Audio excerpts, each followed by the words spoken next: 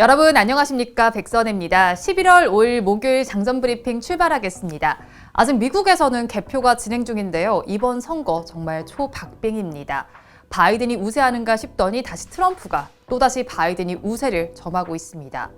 뉴욕 증시는 대선 후 랠리를 이어가고 있습니다. 자세한 지수 상황 살펴보겠습니다. 3대 지수는 장 초반 큰 상승폭을 나타냈습니다.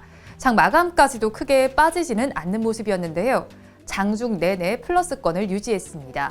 블루칩 클럽인 다우 지수는 1.34% 올랐습니다. 27,847선에 마쳤고요. 대형주 위주의 S&P 500 지수는 2.2% 상승 마감했습니다. 3,443.44포인트의 종가 형성했습니다. 기술주 중심의 나스닥 지수는 가장 큰 상승폭을 보였습니다. 3.85% 뛰어주며 11,590선에 마감했습니다. 이번 선거 정말 접전을 벌이고 있습니다. 바이든이 승기를 잡는 듯한 모습이 보이고 있는데요. 전날 밤까지 트럼프 대통령이 뒤지던 미시간주에서 역전에 성공했습니다. 미국 동부시간 기준으로 2시 30분에 두 후보 간의 차이는 0.7%포인트였습니다. 위스콘신주에서도 트럼프 대통령이 개표 초반 앞서는 모습을 보였는데요. 바이든 후보에게 역전당했습니다. 펜실베이니아주와 미시간주, 조지아주, 노스캐롤라이나주, 그리고 네바다주에서는 트럼프 대통령과 접전을 벌이고 있습니다. 매직 넘버인 270명을 눈앞에 두고 있는데요. 바이든 전 부통령이 지금처럼 네바다주와 미시간주에서 우위를 유지한다면 선거인단 270명을 먼저 확보하게 됩니다. 미국 대선에서는 전국 득표율과 상관없이 전체 선거인단 538명의 과반수인 270명 이상을 확보하면 대통령으로 선출됩니다. 미국 50개주 대부분이 한 표라도 더 받은 정당이 그주의 선거인단을 모두 차지하는 승자 독식제를 채택하고 있습니다. 하지만 블루웨이브는 없을 것으로 보입니다. 민주당이 아니라 공화당이 상원에서 다수당을 유지할 것으로 보이는데요. 아직 집계가 마무리되지는 않았지만 현재 흐름이 바뀌지 않는 한 민주당이 상하원을 장악하기는 어려울 것으로 보입니다. 우리 시간으로 오후 9시 30분 기준 미국 상원 선거에서 민주당과 공화당은 각각 47석씩을 확보했는데요. 하지만 승자가 결정되지 않은 곳들은 대체로 공화당이 앞선 상태입니다. 상원 의원의 임기는 6년으로 2년마다 선거를 통해 3분의 1을 교체합니다. 공화당이 상원을 차지하게 된다면 법인세 인상 같은 증세와 기업 규제를 막을 수 있을 것으로 보입니다. 이 가운데 주요 기술주들은 큰 폭으로 상승했습니다. 애플과 마이크로소프트는 4% 이상 올랐고요. 아마존과 알파벳은 6% 넘게 상승했습니다. 페이스북은 8% 넘게 급등했습니다. 반면에 테슬라는 0.7% 내림세 보였습니다. 시장에서는 불확실성 속에서도 IT 관련주들이 꾸준하고 견고한 실적을 내고 있는 점이 부각됐습니다. 또 민주당의 상원 탈환이 사실상 무산된 점도 긍정적으로 작용했습니다. 한편 이날 발표된 경제지표는 좋지 못했습니다. 미국의 민간 부문 일자리는 한 달간 약 36만 개 늘었습니다. 코로나19 사태로 3, 4월 급감했던 미국의 민간 일자리는 5월 이후 증가세로 돌아섰습니다. 일자리 증가세는 이어졌지만 증가폭은 시장의 기대를 큰 폭으로 하회했습니다. 분야별로는 서비스 업종이 일자리 34만 8천 개를 창출하며 고용 회복을 주도했습니다. 10월 서비스업 PMI는 56.6으로 시장의 기대에 미치지 못했고요.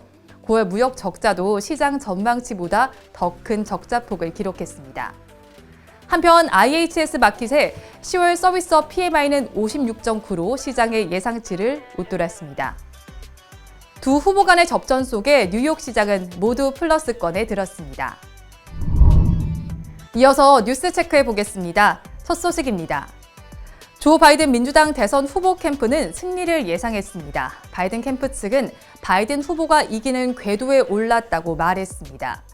반면 도널드 트럼프 측은 우편 투표 등에 대한 법적인 대응 가능성을 시사했습니다. 트럼프 캠프 측은 법적으로 정당한 투표 혹은 불법인 투표가 집계된 것인지를 확실히 하기 위한 법적인 절차를 밟을 것이라고 밝혔는데요. 캠프 측은 합법적인 투표를 모두 세면 대통령이 이긴다고 말했습니다. 트럼프 대통령도 우편 투표에 문제를 제기했습니다. 트럼프 대통령은 이날 자신의 트위터를 통해서 지난밤 나는 많은 핵심 주에서 거의 민주당이 이끄는 주들에서 종종 견고하게 이기고 있었다면서 그러나 깜짝 투표들이 집계되기 시작하면서 하나씩 마법처럼 사라지기 시작했다고 말했습니다. 바이오젠의 주가가 30% 급등했습니다. 미국 식품의약청이 바이오젠의 알츠하이머 약품 승인에 뒷받침할 만한 충분한 자료가 있다고 밝혔는데요. 외부 전문가로 이뤄진 패널은 FDA의 이 약의 승인을 권고하기 위해 만날 예정입니다. 알츠하이머는 현재 미국에서 6번째 사망 원인인데요. 알츠하이머에 따른 기억력 감퇴를 되돌릴 수 있는 약으로 FDA가 허가한 약품은 없습니다. FDA의 최종 결정은 내년 3월쯤 나올 것으로 전망됩니다. 미국 대통령 선거는 우리 시장에도 영향을 미칩니다. 양 후보 간의 혼선이 거듭되면서 우리 기업들은 시나리오별 대응책을 마련하고 있는데요. 트럼프 대통령이 재선에 성공하면 미국에 진출한 우리 기업들의 투자 압박은 더 커질 것으로 보입니다. 바이든 후보가 당선된다면 정책 불확실성이 커질 것으로 보이는데요.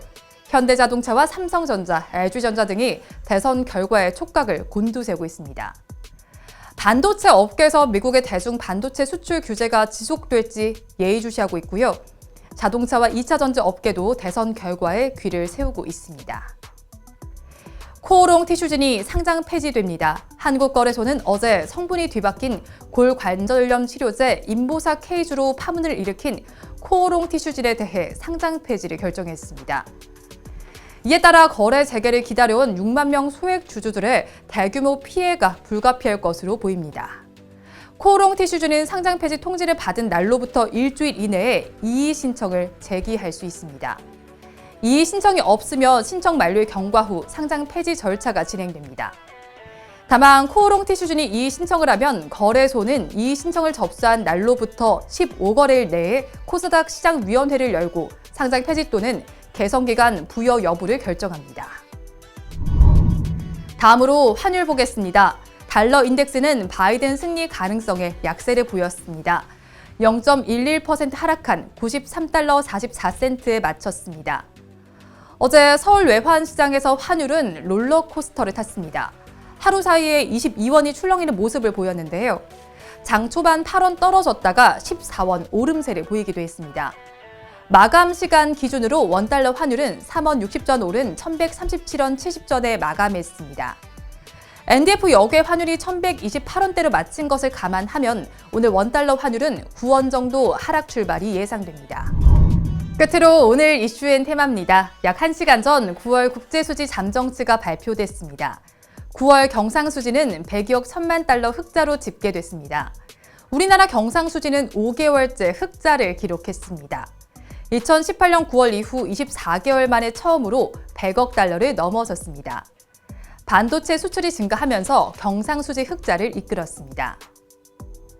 경기도는 오늘 2020 경기국제수소포럼을 개최합니다. 수소 경제 활성화를 목적으로 민간 국제 협력 강화와 네트워크를 구축하는데요. 포럼은 사회적 거리두기에 따라 비대면 방식으로 진행합니다. 포럼의 주제는 수소 경제, 미래를 생각하답니다. 수소에 대한 다양한 생각과 미래를 공유하고 경기도 수소 에너지 생태계 확산 방안을 논의합니다. 관련해서 오늘 수소차 테마 살펴보시기 바랍니다. 현지 시간으로 오늘 미국에서는 FOMC 회의를 진행합니다. 이틀간 일정으로 진행되는 회의인데요.